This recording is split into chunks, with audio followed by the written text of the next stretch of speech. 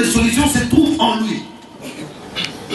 Nettoyer, entre eux, il y a délier et laisser-les aller et vous s'appliquer dans la vie à Moutou Nyos. Amen. Dans un domaine différent, bien sûr. Moutou par rapport à la situation. C'est le Seigneur qui donne l'autre, délier-les et laisser-les aller. Quand on dit délier-les et laisser-les aller, c'est que Moutou a au Kangama quelque part. Peut-être que Romitouna, est-ce qu'il y a au Kangama? Oui. Quand nous allons étudier, vous allez comprendre que cette expression, c'est pour toute l'humanité. Ce n'est pas la parole d'un homme, c'est la parole du Christ. Puisque c'est la parole du Christ, cela s'accomplirait certainement.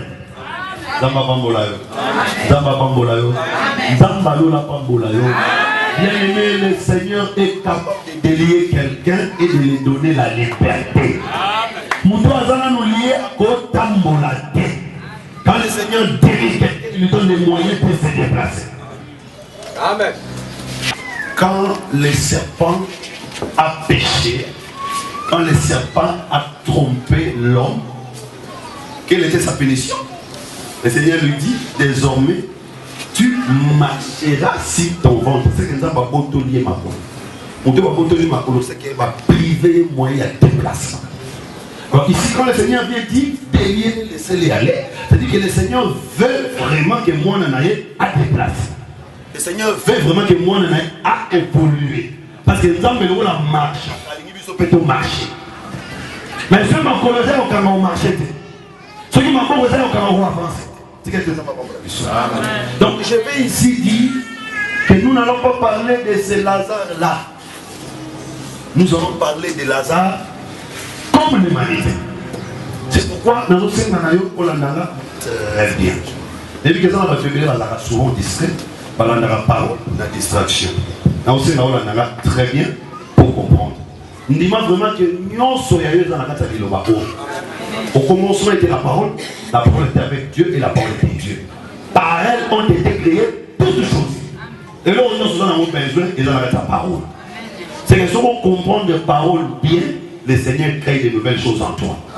Est-ce que nous avons la peut-être que certaines choses vont paraître difficiles pour les uns, mais si on est concentré, tu comprendras. Nous avons vraiment concentration pour que tu comprennes. Aujourd'hui, je vais faire l'introduction. Nous avons réparti dans 3 sous-points. Les premiers sous-points, nous allons en parler aujourd'hui. Deuxième sous-point, pour lever la lobby. Et puis, troisième sous-point, pour clôturer les vendredis. Aujourd'hui, nous allons parler sur l'introduction. Toujours le là, qui est Lazare? Parce que Mouto va passer hors de la là. C'est Lazare. Nous allons d'abord essayer de comprendre qui est Lazare. Nous allons ensuite essayer de comprendre la mort de Lazare signifie quoi. Nous allons aussi comprendre qui sont ou quelles représentent les 2 sœurs de Lazare. Et si le Seigneur nous donne les temps, suffisamment de temps, nous allons aussi essayer d'expliquer pourquoi le Seigneur Jésus-Christ ne viendra que le 4e jour. Voilà ce que nous allons voir aujourd'hui. Alors demain, nous allons expliquer pourquoi, malgré que Lazare était mort, mais à Yokaki, c'est que nous autres pouvoir mériter et faillite. Pourquoi il est faillite? Nous allons expliquer demain pourquoi Lazare va vous appeler dans le cimetière roi. Mais quand Lazare est roi, c'est quoi? Parce que les gens ont dit Lazare dans Mboka. Alors, nous allons également expliquer la pierre qui était devant la tombe, parce que on sait que vous avez sur la pierre. Ça c'est pour demain. Et demain, nous allons terminer par expliquer pourquoi Jésus devait pleurer. Non, avec ta guille. Pour vous parler là, c'est un choc. C'est un choc pour ça c'est pour demain. Et le dimanche, et pardon, le vendredi, nous allons terminer par expliquer les liens au Foba Longola. Et puis, les hommes qui vont faire ce travail. Je crois qu'on les a petites tables de matière à Bissot autour de là. Alors pour aujourd'hui, nous allons prendre les textes. Jean chapitre 11, verset. Nous commençons avec le verset 3. Nous allons avancer. Vraiment, j'ai pris les Seigneurs qui nous fassent grâce avec les temps. Et je vous demande de me suivre avec beaucoup d'attention, s'il vous plaît. Jean chapitre 11. Chapitre 11, verset 3, j'ai lu au nom de Jésus. Le Seigneur envoya dire à Jésus. Non, pendant le verset premier. Il y avait un homme malade, village de Marie et de Marthe.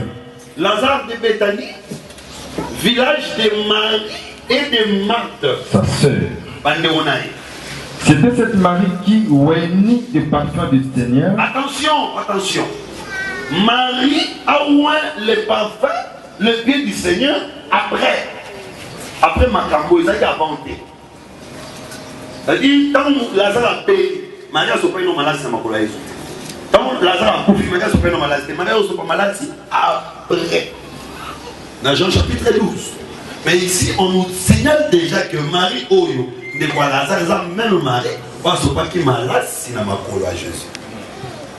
Et qui lui essuya les pieds avec ses cheveux. Et c'était Lazare, son frère, qui était mort. Lazare, Le Seigneur envoya dire à Jésus. Maintenant, on nous explique comment est-ce que la situation était passée. Lazare a commencé par être malade. Atindi, Bandekonaye. Batindi, un message par Jésus. Seigneur, voici celui que tu aimes est malade. C'est-à-dire que Lazare, il n'avait pas qui est déjà avant. Avant que Lazare ne tombe malade, Jésus le connaissait. Avant que Lazare ne meure, Jésus le connaissait. Ils ont besoin d'intervenir. Bon Zamba a intervenu fois à la réunion. Est-ce que tout le monde a dit? Même s'il était mort, même s'il était malade, et l'on a monté la connaissance dans ma génération, la connaissance dans ma tombe, mais l'on a dit plus important que le Seigneur a ébahi.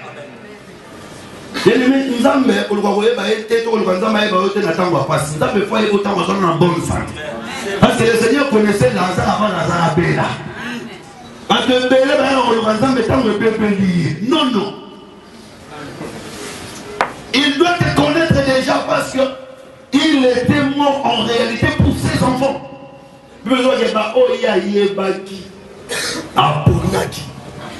Est-ce que tout le monde va bien?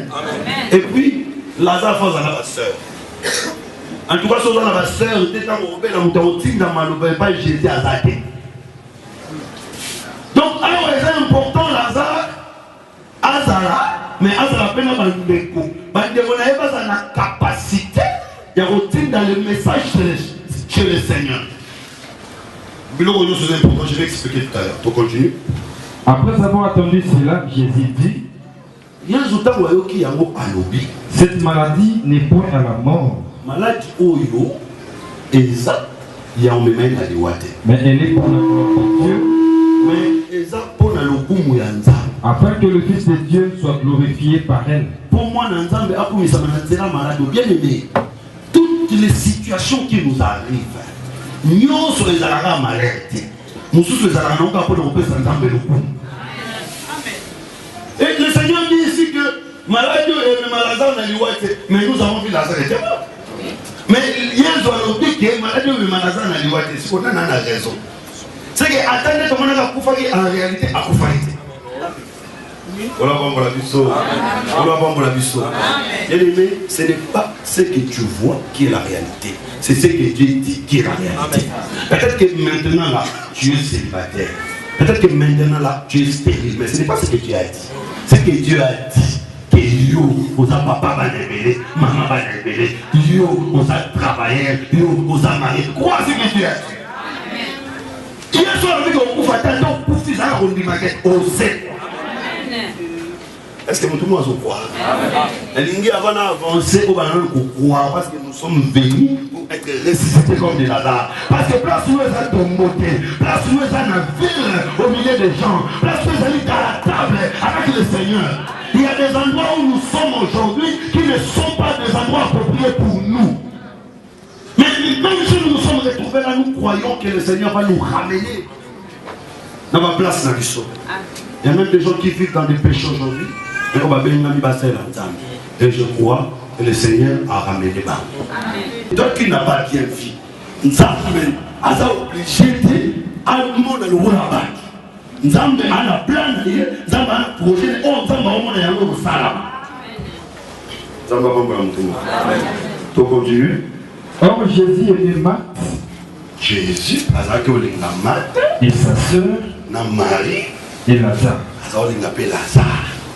L'homme quand tu lui appris que Lazare était malade, il resta 2 jours encore dans les lieux où il était. Et il dit ensuite aux disciples, retournons en Judée. Les disciples lui disent, Rabbi, les Juifs tout récemment cherchaient à te lapider. Jésus, pour avec Salazar, il faut qu'il y ait une Judée. Mais où est la Judée, c'est-à-dire que pour Lazare a dit Jésus faut. Quand on a vu le papa nous, et au permettre de circuler très bien en zéro. Jésus a dit que Lazare a la toqué de la moussaille. Mais pour toquer de la moussaille, toquer de la Judée, c'est qu'elle était quelque part. Si vous lisez quoi, Lazare, il y a une fois déplacé. Alors, c'est comme ça. Il y a dit la Judée. Mais Judée, Judée, c'est comme ça. Les disciples vont dire demain, il faut n'entendre. Papa, tu as verset 7 pour t'entendre rapidement. Verset 16. Certes, parce que la réalité va exister qui, mais tous ces personnages, parce que la signe, tu peux pas symbole. On va bomber la pensée de Dieu. Autant que nous avons bon dans le dernier temps. Zacharie chapitre 3, verset 8. Nous avons ici Zacharie des choses. Papa, tu as le peuple de Dieu rapidement. Purificateur. Nous avons je suis souverain purificateur. Toi et tes compagnons qui sont assis devant toi. Car ce sont des hommes qui serviront des signes. Les hommes serviront des signes. Dans la Bible, un homme, c'est un signe. Un signe qui cache un message. Un signe qui cache une explication. Il y a un moment où on attend. À ce signe, on a un message. Au moment où on a Caïen, par exemple, à Boumine de Monae, Zambalissi Kende, à Bioson tout ça. Comment on a le roi Moutoupomate, c'est un signe que Dieu cachait. Ce moment où Moïse, à Koufi, à Koundi na Moab, à Koufi na 120 ans, toutes ces choses-là sont des signes. Évitez ce que nous avons bien. C'est-à-dire, si tu lis la Bible, ne te limite pas seulement à Romana. D'une manière physique, il faut percer la dimension spirituelle pour comprendre que Badou n'a pas signe dans la Bible. Bakachara, la réalité, Moussous. On a pas la question. Là, il était bien. Quand Jésus a dit, par exemple, l'enfant prodigue, après si, il y a moi, Moko, à Zoan qui vous a pas accueilli, à dépasser vos suivants, et pas à prostituer, à comment qui peine il y a un lieu de l'homme à mon été dans le son et pas à papa. Est-ce que moi, non, il existe ici? C'était ainsi. C'est-à-dire que l'enfant prodigue, c'était ainsi pour illustrer ce qui était perdu, qui devait être sauvé. Je ne sais pas si vous me comprenez. Donc, dans la Bible, le personnage base à signe. Et maintenant, nous devons chercher à comprendre Lazare représente quoi? Lazare explique quoi? Quel était le message caché derrière l'histoire de Lazare? C'est en cela qu'il y a la vie. Ceux qui vont monter pour moi, ils mais j'aimerais d'abord que tu comprennes que c'est Lazare est différent du Lazare de Luc chapitre 16. Parce que dans Luc chapitre 16, Jésus-Christ a enlevé Lazare, les pauvres de Lazare. Parce que là, dans la porte, il y a homme riche. Azaki na bakota na nzoto bamboa bazako ya kolécher bakota na ye. Et après sa mort, Lazare oyo ya Luc chapitre 16 akendaki au sein du Père Abraham. Lazare oyo so akufi Après, au sein, à l'intérieur d'Abraham. Quel Abraham? Le Père. C'est-à-dire, nous comprenons que Lazare, il y a le chapitre 16, il faut dans le Père. Oui, mais Lazare en mode. Il fallait y avoir un riche dans la porte. Des riches qui étaient, il s'est fait pauvre. Lazare, on attend ma Koufi. Il rentre dans le Père. Parce qu'il était venu du Père, il devait rentrer dans le Père. Mais Lazare, on a dit qu'il faut un pota. Pour moi, on lécher ma pota n'a. Oh, mais vous connaissez que dans la Bible, les chiens, c'est tout un peuple. Amen. Dans la Bible, les chiens, ce sont des animaux impurs. Dans la Bible, ils sont nés aux Arabes impurs par rapport au peuple d'Israël. Le peuple d'Israël, c'était le peuple pur. Nous étions le peuple impur. Ah, et moi, tant que Israël, on a homme riche, alors qui peut aider. Mais nous qui étions impies, nous sommes venus lécher ses blessures. Le soir, on sera raté, nous sommes tous de l'heure en fit matin. Parce que les loups peuvent se dire comme les âmes à qui là. Amen. Il est écrit dans la loi. Ce qui n'y a maman va couper na zamba. Moi en Israël, on a été. On a nyamana va voir qu'il y a moi. Oh, nzamba, on a tout le monde. Parce que nyama, oh, le Seigneur a coupé na zamba, c'est qui? C'est le bélier qui était mort sur la montagne avec Abraham. Mais nyama a coupé Israël, il a exalté. Bisonné de l'oliaïe. Vous comprenez? Na kati ya zamba, na kati ya jardin de nzamba boma mpe nyamata. Azui poso alatisi. Sikoyo tala bakomi mema bazui poso balatisi Adam. Bon musoni kine bafi. Il y a un peuple qui doit manger cette chair. Mais le peuple d'Israël ne peut pas manger un tel animal. Il faut pas bazaki musika de baloré de ce bandon comprendre. Donc c'est pour dire que Lazare au retour de la question n'a pas Luc 6. Oui, Luc 6 c'est le Seigneur Jésus-Christ. Autant voyaki, batumusu bakipa était bon lelo. Jésus va te dire qui peut être. Mais bisou to comprendre.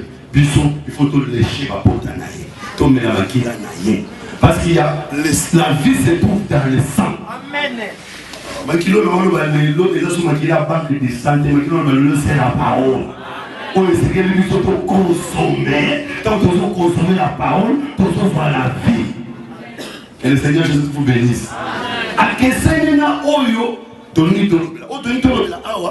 C'était Lazare qui était tombé malade, qui était mort, mais qui doit revenir à la vie. Alors, je veux que tu comprennes que dans la Bible, quand on parle de la maladie, et dans le diabète, c'est comme on était. Et dans le cancer, parce que nous sommes l'assemblée des malades. Ouais. En tout cas, si vous avez malade, tout le monde est. Si vous avez malade, Matthieu chapitre 9, verset 10. Jésus-Christ, il y a une mauvaise vie. Maintenant, les pharisiens et les autres qui étaient des orgueillés, Jésus a dit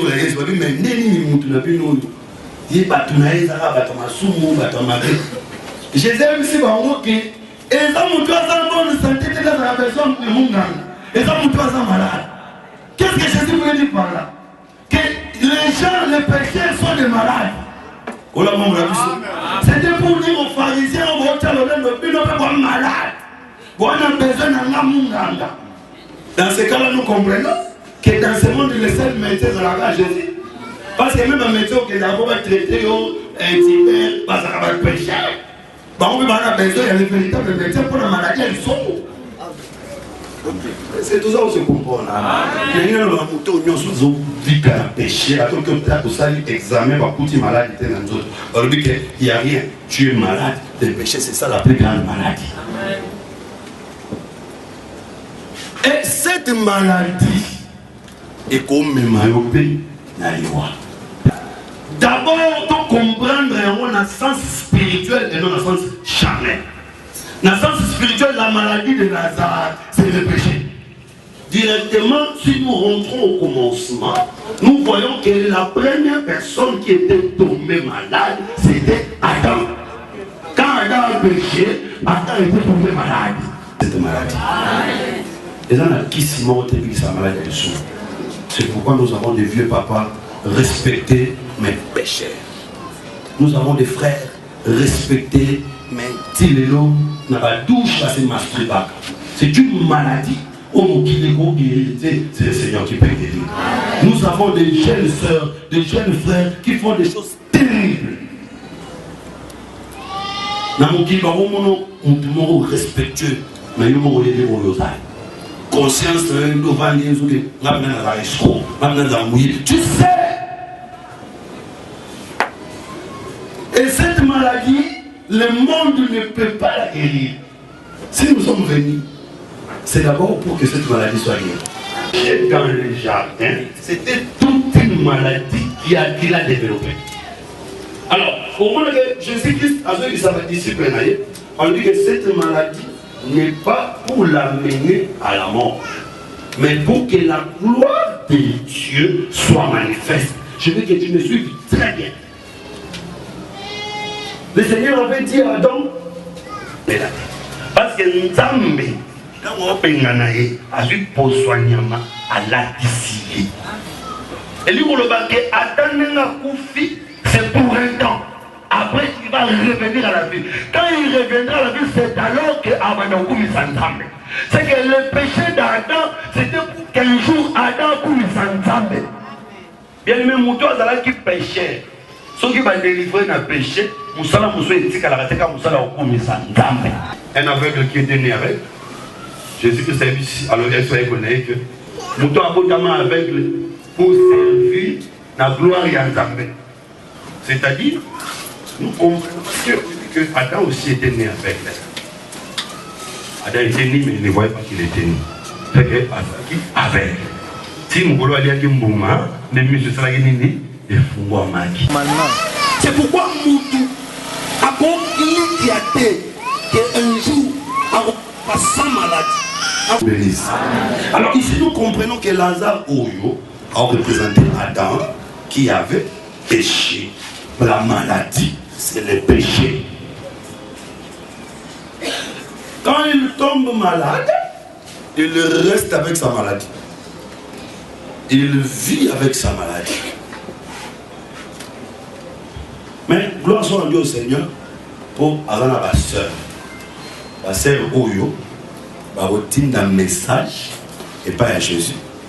Pour Jésus à vous sauver. Dans mon kili, Moutou. Il faut avoir un moutou, mon pantina. C'est pourquoi on a un langage à Bomoté. Le langage à Bomoté, il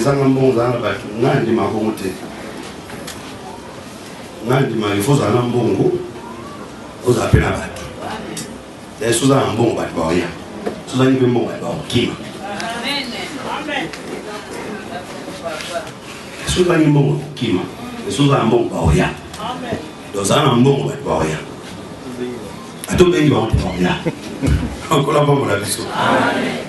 Mais au moins, dans un exemple, il y a piscine à Bethesda.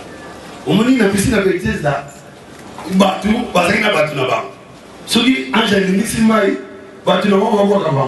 Mais Moutou, ça dit là, Moutou, pas de cas. Il faut son nom Moutou. Que le Seigneur te bénisse. Moutou, ça là, Moutou, il y a une piscine de thé. Il y a un souci de raison à Moutou. Parce que c'est quand tu auras quelqu'un, n'est-ce pas, quand l'on bouge, etc. Je vois dans la Bible, bateau Bazaki n'a pas actualisé, c'est le peuple d'Israël. Bazaki n'a pas sacrificateur, Bazaki n'a pas prophète. Bisous, tu vas nous douter. Parce que quand nous tomberons malades, qui allait dire à Dieu que nous sommes malades? Personne. Comment on l'a vu? Bien aimé. Dans la Bible, les hommes qui sont dans la droit, il n'y a pas un Zambé, le Seigneur lui-même a bondi ça qui va sacrificateur, n'a pas prophète, n'est pas pour constituer intermédiaire entre lui et le peuple. Donc, si le peuple a un problème, il faut un sacrificateur. sacrificateur n'a pas prophète, pas qu'il y ait des ensemble. Problème de la peuple, et pas la pensée de Dieu, mais oui, ça peuple. C'est-à-dire que si vous avez un zate, vous avez un zate. Est-ce que vous comprenez bien? Si vous avez Marie n'a Marthe, vous représentez le sacrificateur, n'a pas prophète. D'ailleurs, tu vas me demander comment. Au moment où tu as l'histoire, il y a vu à Marie n'a Marthe, dans Luc chapitre 10, il vous a l'accès que Marie, elle allait au vendre au pied de Jésus. Marthe, elle allait au lambe de Jésus. Et ça a été travail. Marie au pied, Marthe à Olamba. Dans la Bible, très bien. Lévitique chapitre 21, verset 8. C'était les sacrificateurs. Ici, Marthe représente les sacrificateurs. On va aller charger à Olamba. Et les pieds dans la Bible, Esaïe 51, ils sont beaux, les pieds qui marchent pour l'évangile. Or, qui étaient les pieds qui marchaient pour l'évangile dans l'Ancien Testament? C'était les prophètes. C'est-à-dire ici, Marie représente les prophètes, Marthe représente les sacrificateurs. Par moi, je vais dire chargé. Il y a un message, il y a des sous, il y a un monte pas, il y a un tapé. On n'a pas mon avis sous. Que le Seigneur vous bénisse. Bien-aimé, si dans ta vie, tu as un prédicateur, tu as un ministre, c'est que tu as quelqu'un. Oyo a continué du coup dans maille. Parce que ça a facilité pour la maille. C'est ça, non? Nama na ya na maladie il y a une carte. Parce que on a ta bilamba qui toque libanda, mais à l'intérieur malade des âges. Elle voit mon tumo avant na terminé na pourquoi lelo, à la tibia mais en carte na il y a une maladie. Aïe, on a besoin que tu aies un prophète. Prophète habillé, attendez les maloba. Parce que prophète, pour mon aïe, il faut maladie ici là. Prophète, il est caché dans une maison, mais il envoie seulement la parole. Qui est comme il voit 7 fois dans le Jourdain. Nama la boya, comme il voit dans la main, ça va faciliter.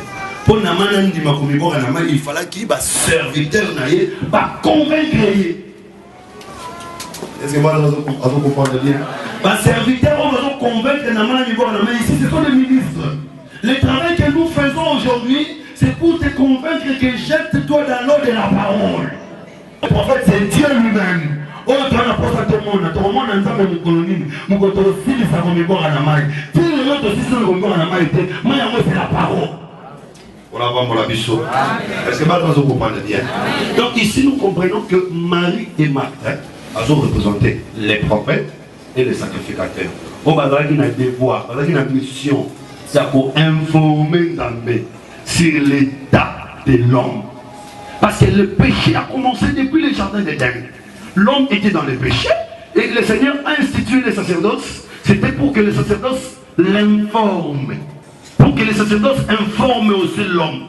La pensée de Dieu. Que les sacerdoces amènent la pensée de Dieu chez l'homme. Que les sacerdoces amènent aussi les problèmes de l'homme chez Dieu. Et tambola qui bon. C'est pourquoi on a. Pourquoi Jésus a acquis.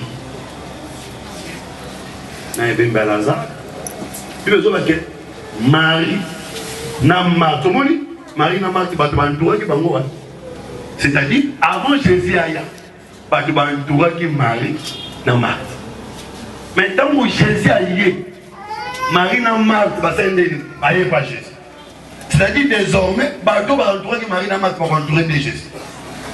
Pourquoi Marie n'a Marthe pas Jésus? C'est pour dire que quand Jésus vient, c'est lui qui deviendra les prophètes, c'est lui qui deviendra les sacrificateurs. Tous les prophètes et tous les sacrificateurs vont arrêter de travailler. C'est que parce que c'est Jésus. Au moment où tu vas passer sur la bilamba, tu vas passer sur la même point, tu vas sacrificateur, tu vas sacrificateur, Jésus. Pour dire que désormais, Moudou et la vie, c'est pas un Zambé, c'est maintenant le Seigneur Jésus. Bien-aimé, c'est lui notre avocat, c'est lui notre défenseur. Est-ce que quelqu'un connaît la valeur et l'importance d'un avocat? C'est-à-dire que même si tu avais commis un crime, si tu as un bon avocat, tu as la possibilité de t'en sortir blanchi. Voilà, bon, la mission. Aujourd'hui, c'est Jésus qui est notre prophète. Aujourd'hui, c'est Jésus qui est notre sacrificateur. J'aime ça.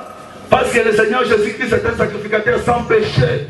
Les sacrificateurs de l'ancienne alliance étaient des sacrificateurs avec le péché. Mais Jésus-Christ est un sacrificateur sans péché. Bien-aimé, ce qui est le Seigneur Jésus-Christ. Mouton a chargé, il ressemble à Ponayo. C'est d'abord le Seigneur Jésus-Christ. Mouton a chargé, il s'inquiéter Ponayo. C'est d'abord le Seigneur Jésus-Christ.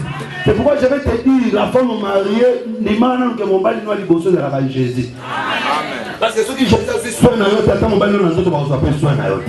Et nous le bana moi na moko ni mala que parents na liboso de la Jésus. Parce que Jésus qui peut être parent ne pas mourir au qui peut noter. Et nous le pasteur na liboso de la Jésus. C'est lui aujourd'hui en qui il y a le sacrificateur, en qui il y a le prophète.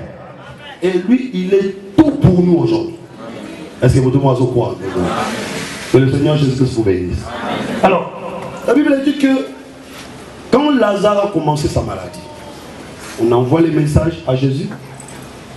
Il reste encore sur place. Le premier jour, le deuxième jour, le troisième jour, il se décide d'aller. Il va aller. Mais Lazare, on sait quoi? Le troisième jour. Lazare, on sait qu'on a quatrième jour. C'est ça la signification de moi. Lazare, moi, on a pourquoi le fois c'est quoi? Ce qu'il faut comprendre, Lazare, on a c'est quoi qui peut le poser qu'on a pourquoi le. Batini Maloba le premier jour, le deuxième jour, c'est le troisième jour. Parce que le premier et le deuxième jour, il n'a rien fait. Elle veut dire ensuite, il dit à ses disciples, allons. C'est-à-dire que c'était le troisième jour. Et la Bible précise qu'il est arrivé le quatrième jour. Pourquoi? D'abord, avant d'aller dans la révélation, je vais te dire que tu peux prier aujourd'hui pour un problème. Nous sommes obligés d'être sociaux quand même. Pour avoir pour la puissance. Le Seigneur est le maître des temps et des circonstances. Le fait que au Sambe le monde ici, et le Seigneur te réserve une réponse. Le problème n'est pas que les Gambunayo et les Kumunaye. Souvent nous demandons des choses pour notre propre gloire. Nous avons besoin de Pamboloté. Nous avons besoin de Kumune Zalayaye. C'est que soit Moni qui n'a pas de Pambolino, il y a un très gloire, n'a pas Molio.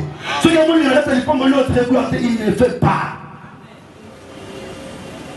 C'est pourquoi le Seigneur nous avait montré les vrais modèles de la prière. Quand tu demandes quelque chose, dis au Seigneur, malgré tout ça, que ta volonté soit faite.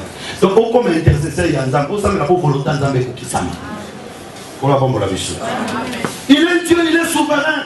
Vraiment, ce qui nous a qu'on s'est plié, il n'y a pas de désir, il n'y a pas de ça que ça soit un zambé. Il faut se plier dans le désir, il y a un zambé. Dans la volonté, il y a un zambé. À un moment, un zambé, il faut y avoir un zambé, un zambé. Les hommes qui ont révélé ses plans dans le monde. Parce qu'il est Dieu, il est souverain. Et c'est un vrai adorateur. Adorer Nzambete pour apprécier le bon. Adorer Nzambete pour apprécier Moussala. Adorer Nzambete pour ce qu'il est. C'est ça. Que le Seigneur te bénisse. L'adoration, c'est pour ce que nous sommes. Le temps dépend de lui.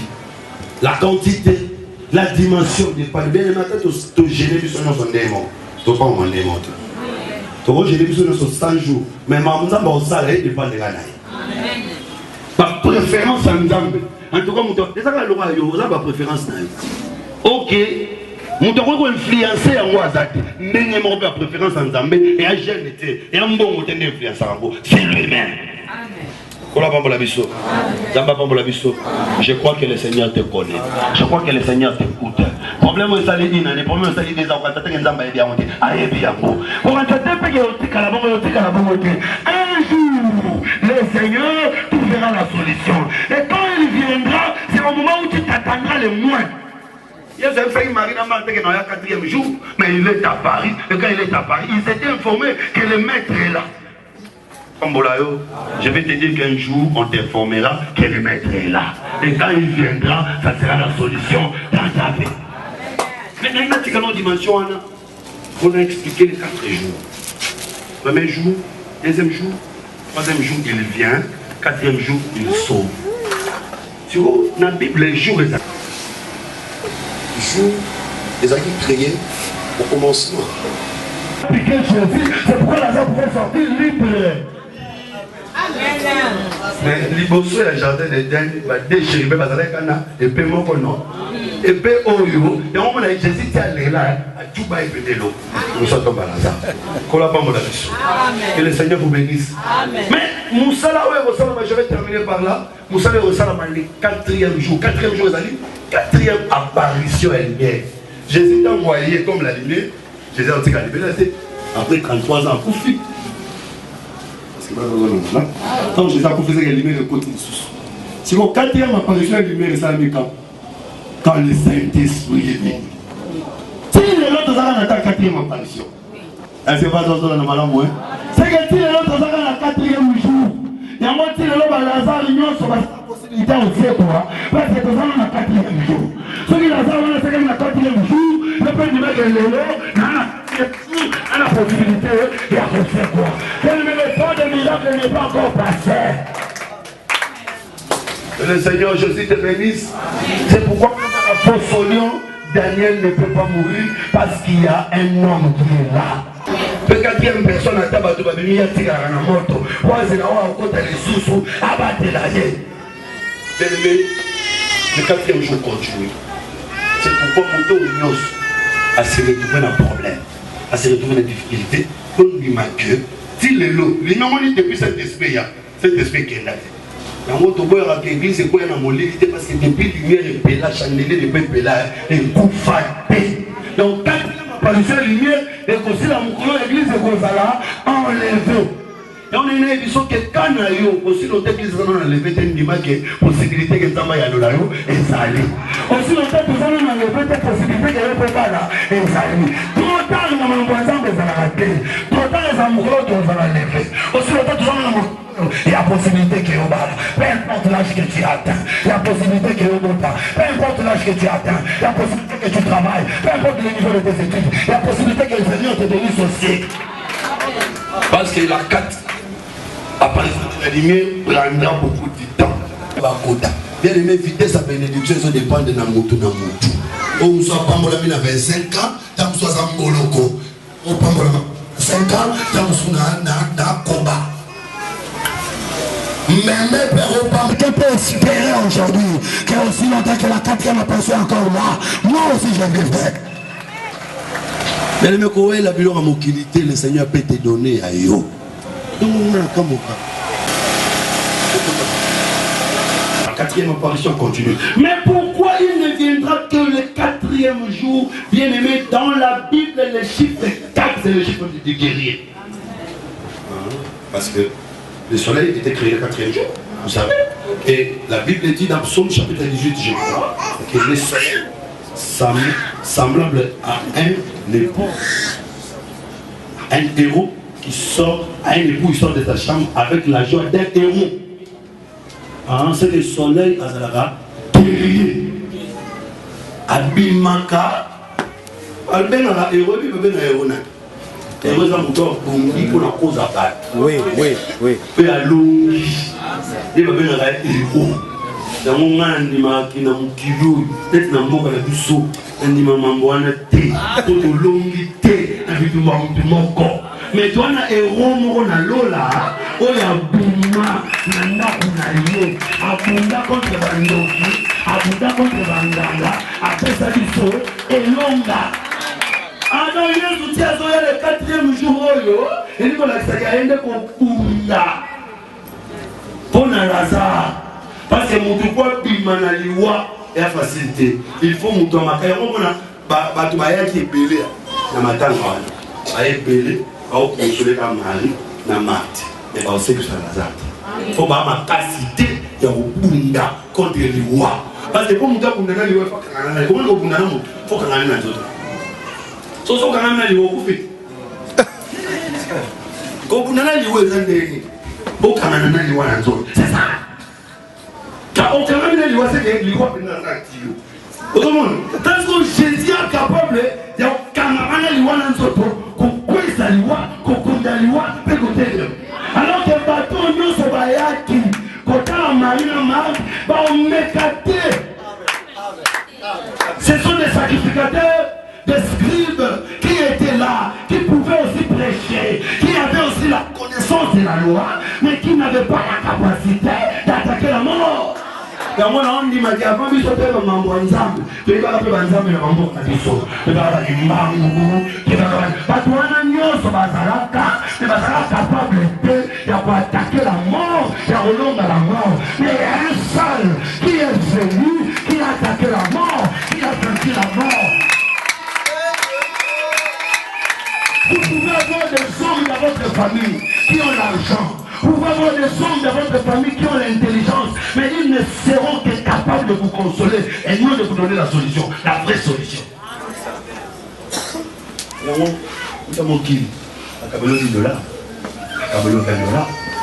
Et lui, il est capable non seulement de te consoler, mais de te donner la vraie raison de vivre. Jésus a changé la sens de la vie en nous. Alors, parce que c'est un moyen solo. Alors, parce que c'est un solo. Mais alors, parce que il y a solo qui est gondo pour la terre. Parce que lui, il est capable de combattre contre ton problème et de le vaincre. Que le Seigneur te bénisse. Quand il vient à la 4e position, il vient comme un guerrier. Parce que les chiffres 4, c'est les chiffres des guerriers. Mais le métal, on lit le tabernacle. Exode chapitre 38, tu vas lire à la maison. Là, ça veut dire tabernacle. L'intérieur, on est parti. À celle là, on a clôture, puis la troisième partie. La première partie, c'est parce que clôture en haut, ils ont carré. 50 coudées, 50 coudées, 50 coudées. Dans l'entrée, dans la face, dans le haut. Les bossons ou pas. Ils ont 50 coudées. Est-ce qu'il y a toujours dans la vie? Vous n'avez pas le bien? On va porter les aigles dans la qualité. Bien, un fiston, 15. Mais 15 fois 2. C'est très important. Hein? Parce que porter un 4-4, ou porter un l'homme humilié. Il faut un 4-4, 15 ans dans mon point de vue, 15 ans dans mon point de vue. Par 15 ans, il va y avoir 30. Au moins, on porte dans la 4-4. C'est la porte de Golgotha. Porte-moi dans la 4-4, 15 mon point de vue, 15 mon point de vue. C'est-à-dire, porte-toi dans la 4-4, il y a dans la dimension 20. Oh, Tikali a la dimension 30, mais 30 est divisé en deux. Bien aimé, moi, le nombre dans la Bible, ça va valeur, mais c'est significatif. Sur le nombre, chapitre 1, par exemple, 20, les amis ont tué à guerrier. Ça m'a dit Moïse que, sur le temps, avant l'Israël, il va avoir 20 ans. Parce qu'il y a un âge, il y a une arme, il y a un bunda. Tu vois, la Bible porte ça dans la moutou. Ok. Mon a dit, je suis la porte. Oui, c'est le Seigneur Jésus-Christ. Ah, donc, porte-toi à 20 ans, et ça moutou mon bimba. Le Seigneur Jésus-Christ. Quand on a un chiffre 20, un nombre 20, c'est pour lui que c'est un guerrier. Mais guerre, on a bunda pour un an, on a pour 30 ans. Alors que dans la Bible, 30 est ça estimation à moisi. C'est-à-dire, quand on a porte à 20. Et ce qui se passe il y a 30, c'est pour dire que les 20 ici viennent combattre pour délivrer une femme. Mais moi, si on a divisé en deux, 15, c'est le peuple d'Israël et nous les nations. Donc le Seigneur, quand il vient comme un guerrier, il combat pour deux peuples, Israël et nous les nations. Sur le point de Golgotha, il doit mourir au milieu des deux voleurs. Un autre qui représente d'Israël, un autre qui représente nous les nations. Mais il faut croire que le Seigneur a combattu pour toi. Amen.